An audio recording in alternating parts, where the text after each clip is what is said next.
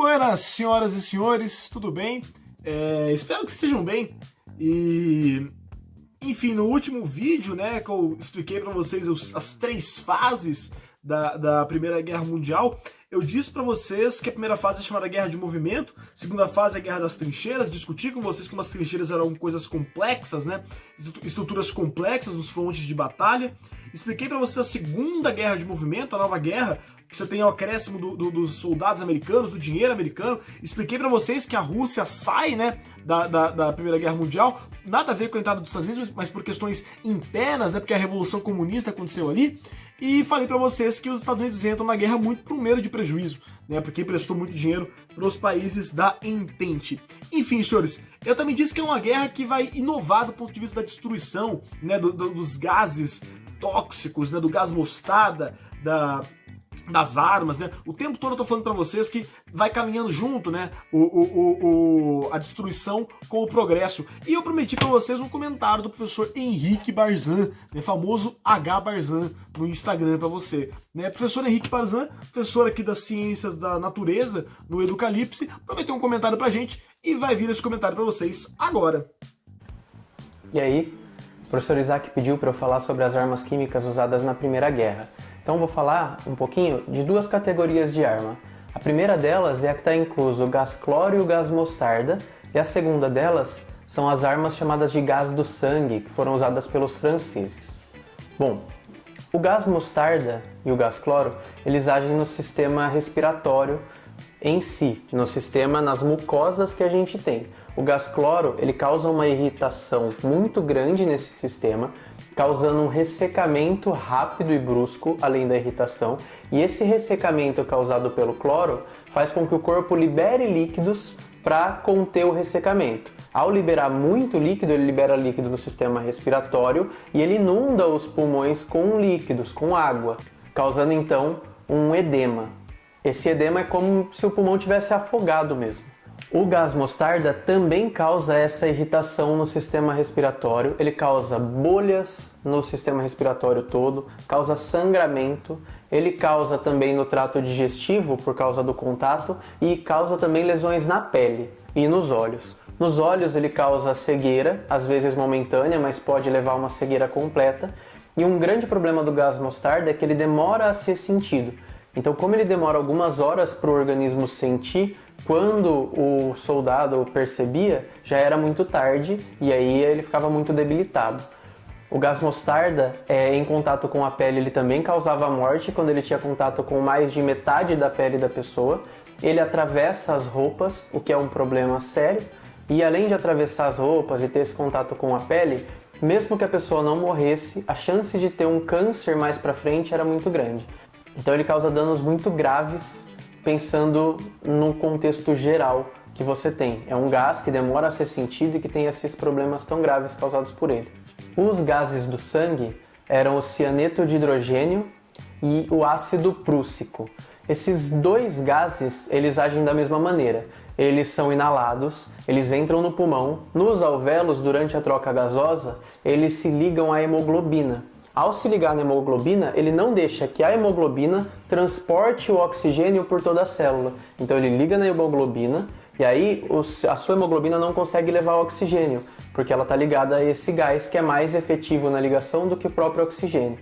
Isso faz com que a pessoa morra asfixiada, mesmo respirando gás. É o que acontece, por exemplo, na intoxicação por monóxido de carbono, que é muito comum em alguns casos de queimadas ou de incêndios. Só uma curiosidade sobre a molécula que é o gás mostarda: essa molécula é usada desde 1919 até hoje para tratar a leucemia, porque ela auxilia no tratamento. Então, mesmo sendo uma molécula que foi utilizada para a guerra, hoje ela é utilizada como remédio. Não digo isso como uma coisa boa porque essa molécula já era conhecida, ela já existia. Os ingleses conheciam a molécula do gás mostarda desde 1800 e pouquinho. E aí foi utilizada para a guerra e hoje é utilizada como medicamento. É só uma curiosidade a mais. É isso então, boa aula de história para vocês. Pois bem, senhoras e senhores, mas acabou, né? Acabou aí a Primeira Guerra Mundial e aí, acabou? É só isso, sabe? Então a gente vai pra casa, todo mundo, e ponto, é isso aí, gente, tchau, né? Não, né? Na verdade você tem toda guerra, ela só acaba com tratados de paz, né? Ela só acaba quando um país reconhece que perdeu e o outro fala ganhei, né? E assim vai. E vamos lá então, vamos falar dos tratados de paz, porque propostas, né? Os países se reúnem para ouvir propostas entre quem vai falar aí, o que você acha que tem que acontecer, né? E aí, o que acontece? E aí vem os Estados Unidos e propõe o presidente dos Estados Unidos, Woodrow Wilson, né? O presidente Wilson vai lá e propõe um tratado de paz para encerrar a Primeira Guerra Mundial. O que vai propor o presidente Wilson? Ele vai propor os seus 14 pontos de Wilson. Literalmente, o que são os 14 pontos de Wilson? O que diz essa proposta dos 14 pontos de Wilson? É uma proposta, são 14 pontos, né? Que tem a ideia geral de uma guerra sem vencedores nem vencidos. O que ele quer dizer com isso? Né? Que não teve alguém que ganhou ao ponto de ter que humilhar o outro e nem alguém que perdeu ao ponto de ter que ser humilhado pelo outro. Ele está dizendo, olha, uma Alemanha humilhada pode ser pior do que uma Alemanha vencedora. Ele disse, talvez fosse melhor que a Alemanha tivesse ganhado do que a Alemanha ser humilhada. Não vamos pegar pesado em cima da Alemanha, não vamos humilhar a Alemanha, não vamos tratar a Alemanha como uma grande culpada, não vamos cobrar pesados impostos e pesadas taxas, melhor dizendo, da Alemanha, né? Cara, por que ele tá propondo isso? Porque ele é bonzinho? Não, porque ele também tem dinheiro investido ali. Porque os Estados Unidos também emprestaram dinheiro para a Tríplice Aliança. O grande medo do presidente estadunidense, ali, na verdade, é que se você cobrar uma alta indenização da Alemanha, jamais que ela vai pagar os Estados Unidos, né? Tanto que o dirigente italiano Vittorio Orlando, ele chamou esses 14 pontos de Wilson, até anotei aqui, ó, de il sacro egoísmo, né? Você sabe, foi italiano isso? Não foi. O que faltou para ser italiano?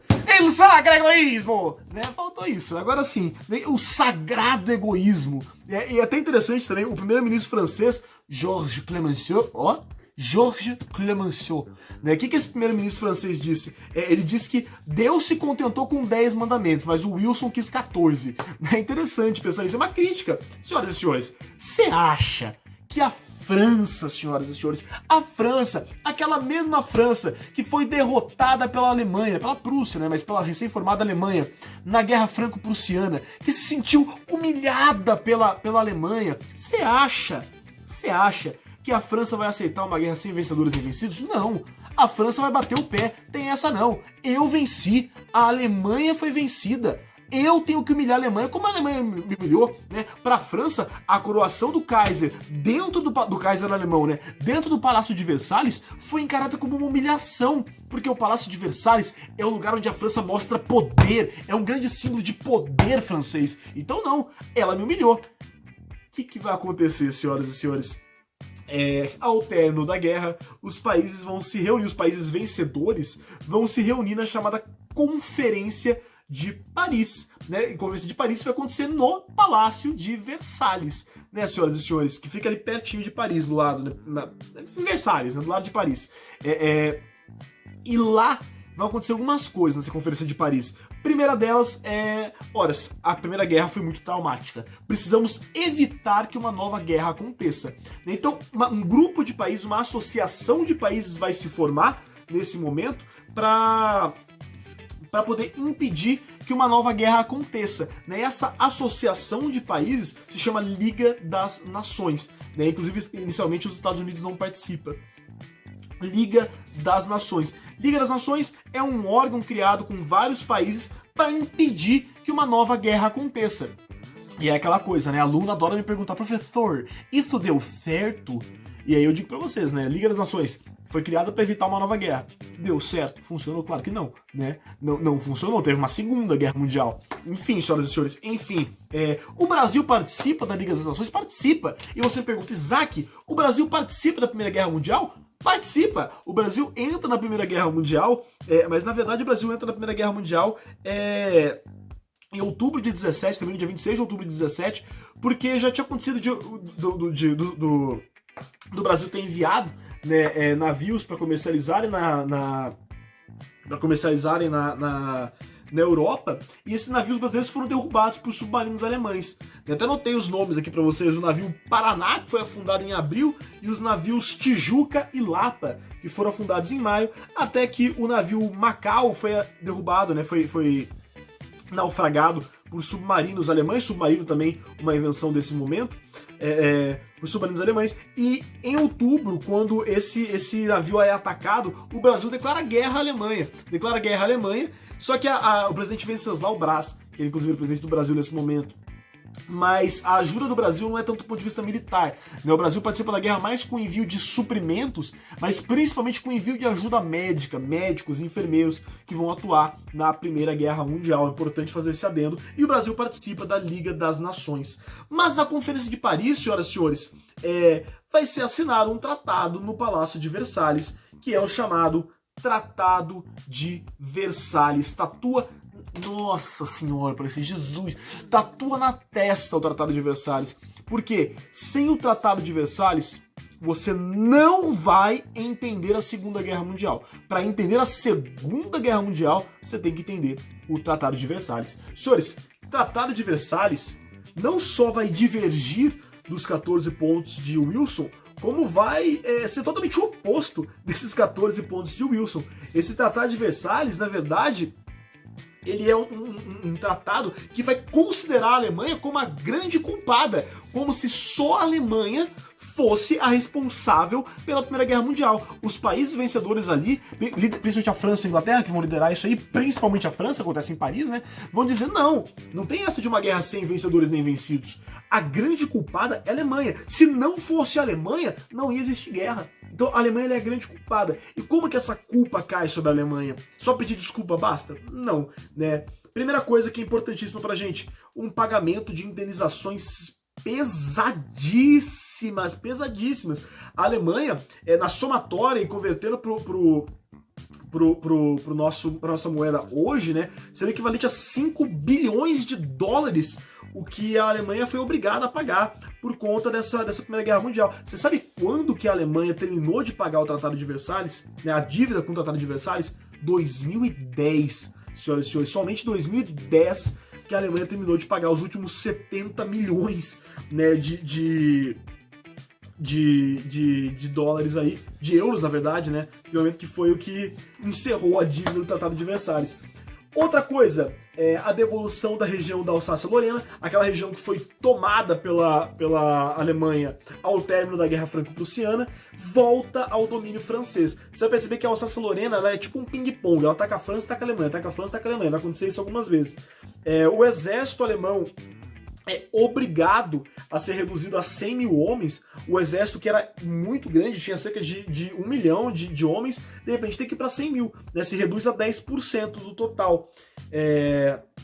A fronteira com a França deve ser totalmente desmilitarizada, além da Alemanha ser proibida de ter aviões militares, ter canhões e submarinos. Então, quer dizer, não é que pisaram na Alemanha, com esse Tratado de Versalhes, é que pisaram, mijaram, tacaram fogo e enterraram as cinzas no Tietê, em São Paulo, né? Quer dizer, assim, ela foi humilhada num nível, mas num nível que aí vai acontecer justamente o contrário, né? Se a França saiu da Guerra Franco-Prussiana com um sentimento de revanchismo, o revanchismo francês, né? O que vai acontecer pós Primeira Guerra Mundial é que a Alemanha vai sair com um sentimento de revanche muito forte. Então a Alemanha, nesse momento, a gente vai ter um revanchismo alemão. A Alemanha vai querer revanche. A Alemanha consegue pedir essa revanche, Isaac?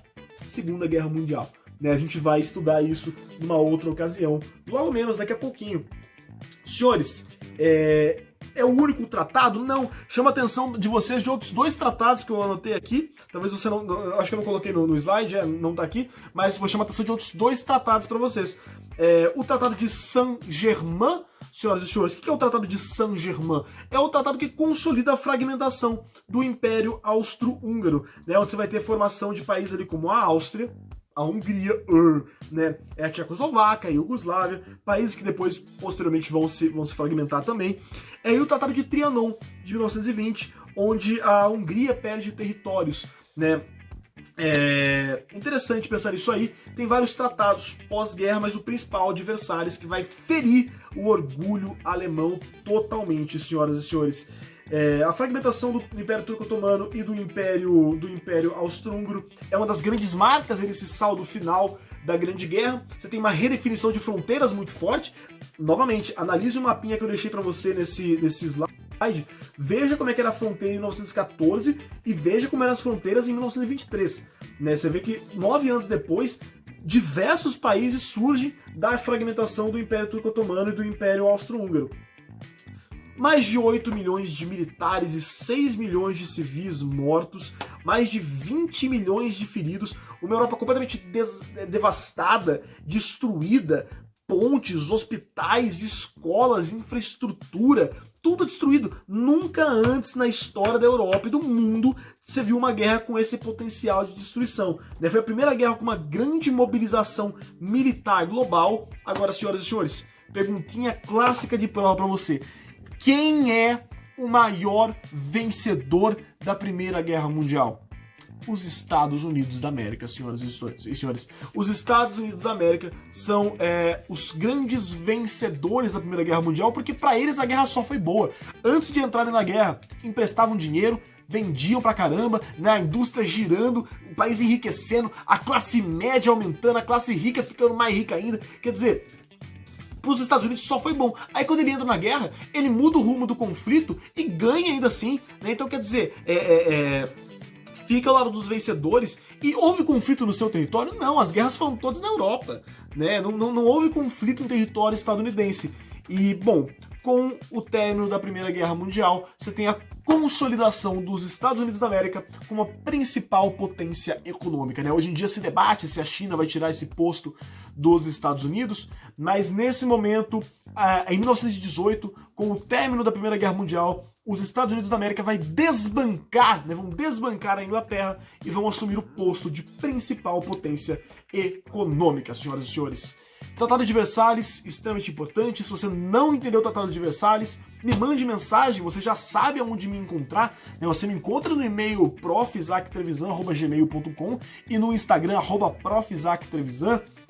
Lembrando que todo o conteúdo dessa aula em PDF você encontra no nosso Drive do Educalipse, que você tem o link aqui na descrição do vídeo. Também chama atenção, se você gostou desse vídeo, se você entendeu essa aula, dê um joinha, dê um like aqui pra gente, se inscreva no canal Educalipse, senhoras e senhores. Esse canal nasceu com uma proposta de integrar, nasceu com uma proposta de juntar professores que, além de educadores, são grandes amigos e que querem passar para vocês esse conhecimento que tem. Né? É um canal feito para compartilhar conhecimento. Mande esse vídeo para os seus amigos, né? Se você, putz, olha que aula legal que eu achei aqui do professor Henrique, da professora Maiarda, olha que legal do professor Bruno Wesley, né? Manda pra galera. Senhoras e senhores, espero que tenham entendido. O pessoal me pergunta às vezes, posso deixar comentário aqui, você me responde? Eu sou muito ruim de responder o comentário aqui, mas eu tô trabalhando para isso. Tem os meus canais que eu prefiro que você mande para mim ali, mas qualquer coisa deixa aí. Senhoras e senhores, espero que tenham entendido. É muito importante essa aula, principalmente por conta do Tratado de Versalhes. E é isso. Espero que tenham gostado. Um beijo no coração de todos e até a próxima.